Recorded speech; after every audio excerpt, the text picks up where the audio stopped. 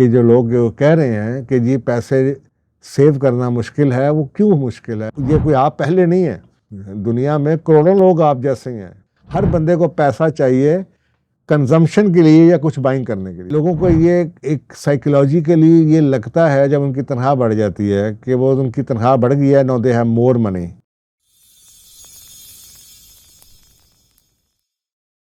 बिस्मिल्लाहिर्रहमानिर्रहीम।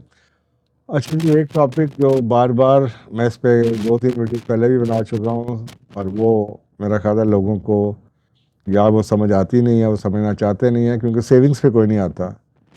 वो हमारे एक आदत ऐसी है कि हम जहाँ पे हमारा लाइफस्टाइल चेंज होने की बात आ जाए ना, वो हमें पसंद नहीं आती।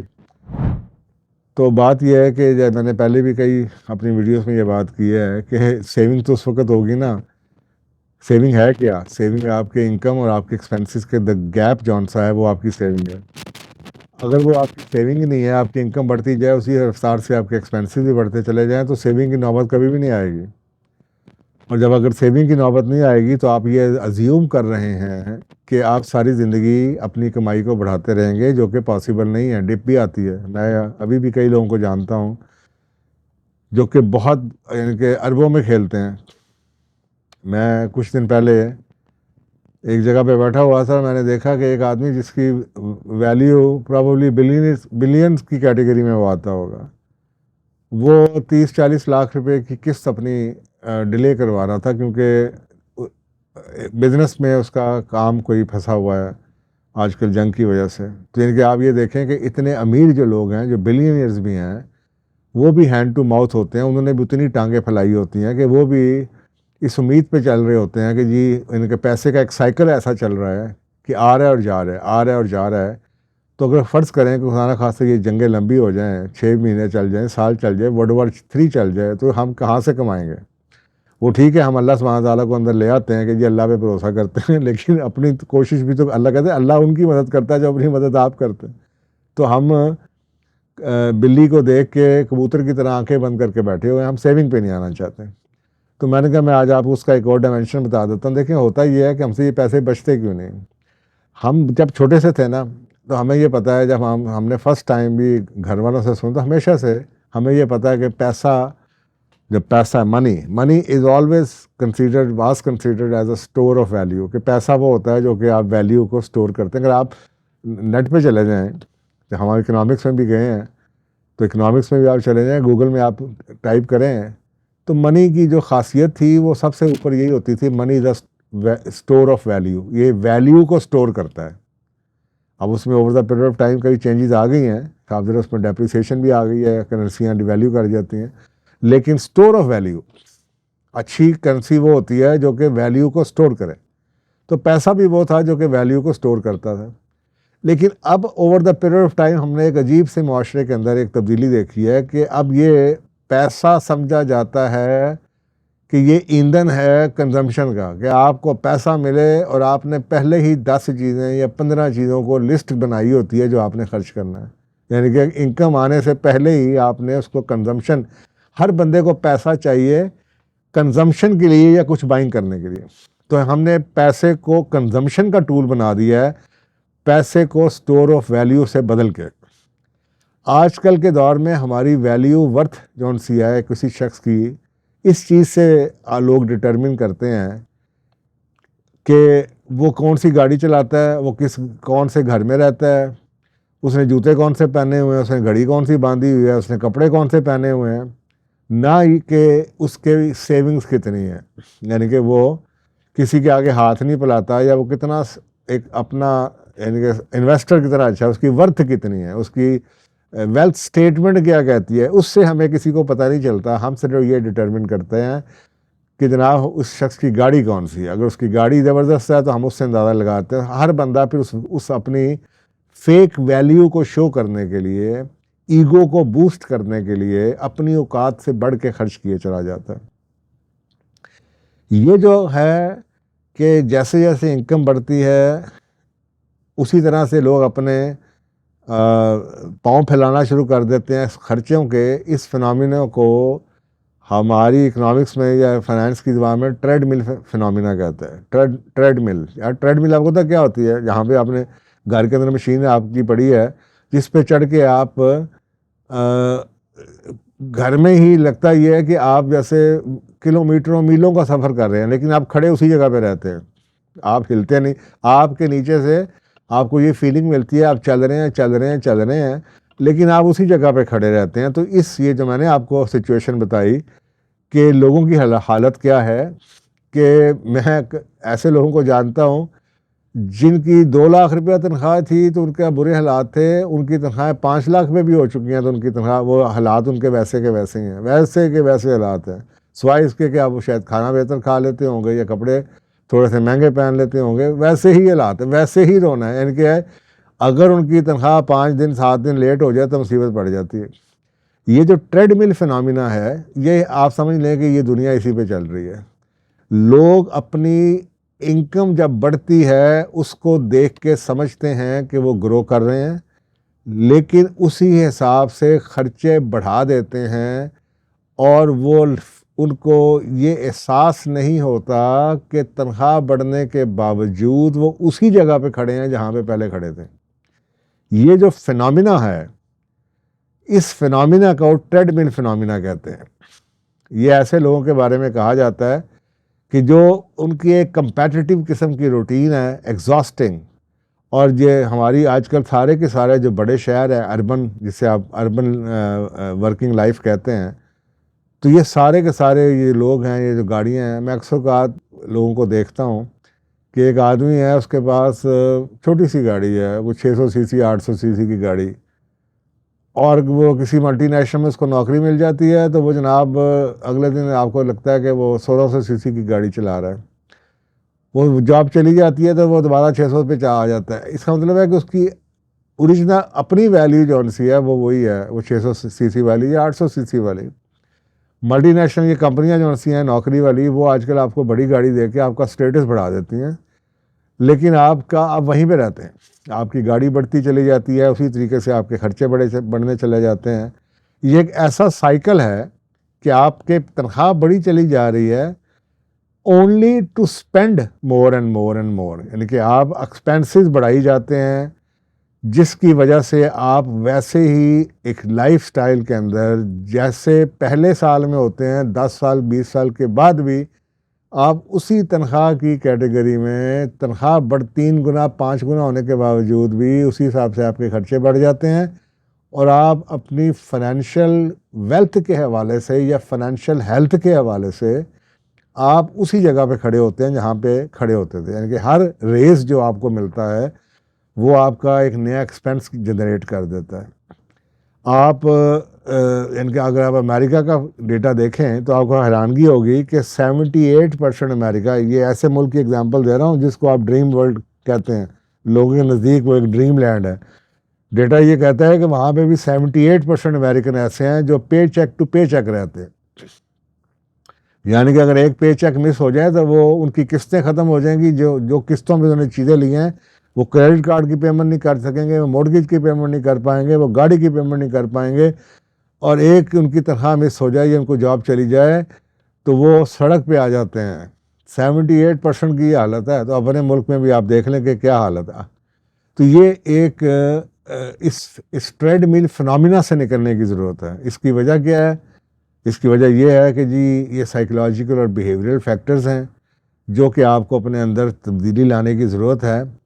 लाइफस्टाइल की इन्फ्लेशन से आपको अपना बचाना पड़ेगा अपने आप को। लोग ज़्यादा कमाते हैं, वो अपने लाइफस्टाइल को, स्टैंडर्ड ऑफ लिविंग को उतना ही बढ़ा देते हैं, गाड़ी बड़ी कर लेते हैं, मुलाजिम एक आधा और रख लेंगे, खाना ज़्यादा बाहर खाना शुरू कर देंगे, अच्छे होटल में जाना शुरू कर देंगे, कपड़े थोड़े से महंगे करना शुरू कर देंगे, घर किसी महंगी जगह पे ले लेंगे, बेहतर क्वालिटी की चीज़ें लेनी शुरू कर देंगे। तो वो ये जो डिस्क्रिशनरी स्पेंडिंग बढ़ती है इनकम बढ़ने से, वो आपको अल्टीमेटली आप उसी जगह पे रह जाएंगे। तो एक वजह तो ये है इसकी। दूसरी वजह ये है कि लोगों को ये एक साइकोलॉजिकली ये लगता है जब उनकी तनख्वाह बढ़ जाती है कि वो उनकी तनख्वाह बढ़ गई है, no they have more money. अब वो बिकॉज उनके पास मोर मनी का एक वो मिथ आ जाता है, गलत फहमी के पैसे ज़्यादा हो गए, तो वो समझते हैं कि नाउ दे कैन अफोर्ड मोर। तो वो ये भूल जाते हैं कि उन्होंने अपॉर्चुनिटी कॉस्ट भी देखनी है या अपनी लॉन्ग टर्म फाइनेंशियल हेल्थ को इम्प्रूव करके सेविंग करनी है, तो वो करते ये हैं कि वो जो मिथ होता है कि जी उनके पास पैसे ज़्यादा हैं, उस हिसाब से फिर वो खर्च भी ज़्यादा करना शुरू कर देते हैं। तो ये मोर मनी मोर प्रॉब्लम्स की मेंटालिटी आ जाती है। उसके अलावा तीसरी बात यह है कि हैबिचुअलाइज्ड स्पेंडिंग शुरू हो जाती है। मसलन एडवर्टीजमेंट्स, सोसाइटी का प्रेशर, पीयर प्रेशर। अच्छा तुम्हारे बच्चे के स्कूल में जाते हैं, अच्छा तुम कौन सी गाड़ी चलाते हो, अच्छा तुम्हारी बीवी को, मैंने तो अपनी बीवी को ईद पे ये लेके दिया, अच्छा तुम साल के बाद तुम, यार हम तो दुबई जा रहे हैं, तुम नहीं गए दुबई सैर करने के लिए, तुमने अपनी बेगम साहबा को जनाब बाकू का ट्रिप नहीं लगवाया। वो एक तरह से यानी कि आप उस प्रेशर में आ जाते हैं कि आपने आप खर्च करना है, तो आपका अल्टीमेटली क्या अफेक्ट आता है कि आप उन लोगों से हो के मोर कंजम्पशन आपको इनकरेजमेंट मिलती है, आप और खर्च करना शुरू कर देते हैं मजबूरी में या प्रेशर में आके, तो ये आपकी हैबिचुअलाइज जो स्पेंडिंग है ये बढ़ जाती है। इसी तरीके से लोग एक और गलती ये करते हैं कि वो हाउसिंग और अपग्रेड्स कर देते हैं अपने घरों की और अपने कपड़ों की और अपनी स्टाइल की अपग्रेडिंग कर देते हैं। वो एक्सपेंसिव नेबरहुड में चले जाएंगे, वो मॉर्गेज पेमेंट बड़ा घर ले लेंगे, बड़ी गाड़ी ले लेंगे, बच्चों को अच्छे स्कूलों में भिजवा देंगे, और वो ये भूल जाते हैं कि इससे होगा ये कि फिर फ़ायदा क्या हुआ, कि जो तनख्वाह एक्स्ट्रा बढ़ी है उसका लॉन्ग टर्म इम्पैक्ट क्या है। आप आज भी उधर ही खड़े हैं जहाँ पे आप 2 साल पहले खड़े थे। और फिर एक और चौथी चीज़ जो हो जाती है जिसकी वजह से ये ट्रेडमिल फिनोमिना होता है, वो है कन्वीनियंट स्पेंडिंग, कि आप उन चीज़ों पे पैसे खर्च करना शुरू कर देते हैं। यानी कि आपको एक मिथ आ जाता है कि आप बहुत मसरूफ़ हैं, और आप क्योंकि बहुत मसरूफ़ हैं, आपकी पोजीशन बहुत बड़ी हो गई है, आपके पास पैसे, आपकी हायर पोजीशन है, आपकी तनख्वाह ज़्यादा है, तो आप यू डोंट हेजिटेट कि आप कन्वीनियंस के लिए स्पेंडिंग करें। मसलन वो टाइम जो आप खुद अपनी लॉन साफ़ कर सकते हैं या अपने घर में बिजली का स्विच चेंज कर सकते हैं, वो आप ये समझते हैं कि यार अब मुझे ये बाज़ार से करवाना चाहिए। आप ईटिंग आउट ज़्यादा करना शुरू कर, यार मैं कमाता बहुत हूँ, मेरे पास टाइम नहीं है, अब आप घर में काम पकाना शुरू कर देंगे, आप फूड डिलीवरी करवाना शुरू कर देंगे, आप क्लीनिंग के लिए लोगों को बुलाना शुरू कर देंगे, आप गाड़ी धोने के लिए एक बंदे को रख लेंगे, आप लॉन मोइंग के लिए चाहे हफ्ते में एक दफ़ा ही आपको ज़रूरत पड़े पानी देने की, लेकिन आप छोटे से लॉन के लिए भी आप बंदा रख लेंगे, तो फिर आप कन्वीनियंट स्पेंडिंग ज़्यादा करनी शुरू कर देते हैं।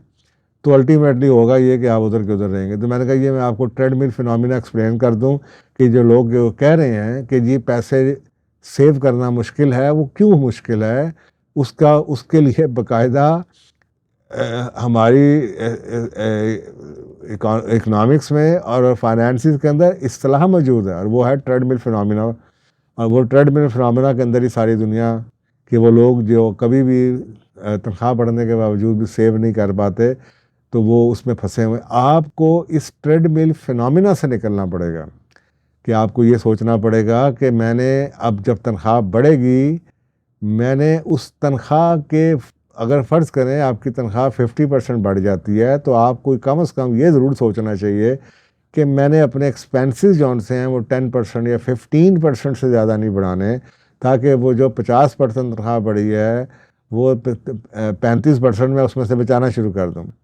और ये बात हमें ये लगता है कि 2000 रुपये की सेविंग बहुत कम होती है। मैं अक्सर लोगों से कहता हूँ कि वो शख्स जो 2000 रुपये की सेविंग भी कर रहा होता है, उसमें एक बड़ी खूबी पैदा हो जाती है। वो खूबी ये पैदा हो जाती है कि उसको सेविंग की आदत पड़ जाती है, उसका बिहेवियर बदल जाता है। तो जब वो बंदा 20 लाख भी कमाएगा, तो वो 20 लाख से भी 2 लाख रुपया भी महीने का, 5 लाख रुपया भी सेव कर लेगा, क्योंकि उसको आदत पड़ चुकी है। लेकिन वो लोग जिनको 2000, 1000 रुपया, 5000 रुपये की सेविंग कम लगती है, वो एक्चुअली उनको आदत नहीं है, उनको वो बिहेवियर ट्रेड ही नहीं उनके अंदर मौजूद है। उनके पास 10 लाख भी आ जाएगा तो वो बच नहीं पाएगा। तो बच्चों को भी आदत डालें। अमेरिका, यूरोप के अंदर तो स्पेशली बच्चों को सेविंग्स की आदत डाली जाती है। वो किटी रखी होती है, उन्होंने छोटा सा पिगी बैंक रखा होता है बच्चों की सेविंग कराने के लिए। तो आपको भी चाहिए कि अपने बच्चों को भी और अपने लिए भी पिगी बैंक, आप सेविंग अकाउंट खुलवा के, वो आपका पिगी बैंक है। कहते हैं ना, you deserve the best and you deserve the first part of your salary. तो वो ये नहीं होता कि वो आपने तनख्वाह मिले तो जाकर नया सूट ले लेना है। उसका मतलब ये होता है कि यू पे योर सेल्फ फर्स्ट, यानी कि आप अपने फ्यूचर के लिए आपकी तनख्वाह अगर लाख रुपए आई है तो आप 80,000 रुपया घर लेके जाएं या अपने करंट अकाउंट में रखें और बाकी 20,000 रुपया उसी वक्त अपने सेविंग्स अकाउंट में ट्रांसफ़र करके 80,000 रुपये के से ऊपर से अपने खर्चे चलाएं अगर आपने इस ट्रेडमिल फिनोमिना से बाहर निकलना है। तो ये है जनाब जिस वजह से लोगों को ये मुश्किल नज़र आता है। मैंने कहा ये भी मैं इसके ऊपर एक और आपको जितनी दफ़ा कहे कि मैं इसके नए से नहीं, आपको ये कोई नई चीज़ आपके लिए ये नया मसला हो सकता है। ये दुनिया के अंदर जो पूरे डिसिप्लिन्स बने हुए हैं ये कोई आप पहले नहीं है, दुनिया में करोड़ों लोग आप जैसे ही हैं। और फिर आपको देखना चाहिए कि वो लोग बेचारे ज़िंदगी में कुछ कर नहीं पाते, तो आपको तो एक तो ये देखना चाहिए, आप सिर्फ उन लोगों को ना देखें जो आपसे आगे हैं, स्पेंडिंग कर रहे हैं। आप उन लोगों को देखें कि जो आपकी तरह के हैं, प्रोफेशनल्स हैं और जो इस आदतों से नहीं निकले, उनके बैड एक्सपीरियंसेस क्या हैं, उनका रिग्रेट्स क्या हैं लाइफ के अंदर, ताकि आपको सेविंग करने की मोटिवेशन हो सके। अगर आप अपने बच्चों से, अपने आप से वाकई प्यार करते हैं तो उसका बयान करने का तरीका ये नहीं कि आप उनके ऊपर खर्च किए जाए अभी और उनको खुदा न खास्ता किसी ऐसे बुरे वक्त के लिए उनको तकलीफ़ में छोड़ दें, या सोचें आप एक अच्छा शख्स वो है जो कि वो सोचता है, एक अच्छा बाप वो है जो सोचता है कि उसे खुदा न खास्ता उसे कुछ हो भी जाए तो पीछे से उसके बच्चे, उसकी फैमिली जो है वो सेफ़ रहें, ना कि वो दर दर की ठोकरें खाएं। तो आपने उनके लिए, अगर आपको प्यार है तो सिर्फ खर्च करके प्यार ना शो करें, उनके लिए सेव भी करने की आदत डालें। शुक्रिया।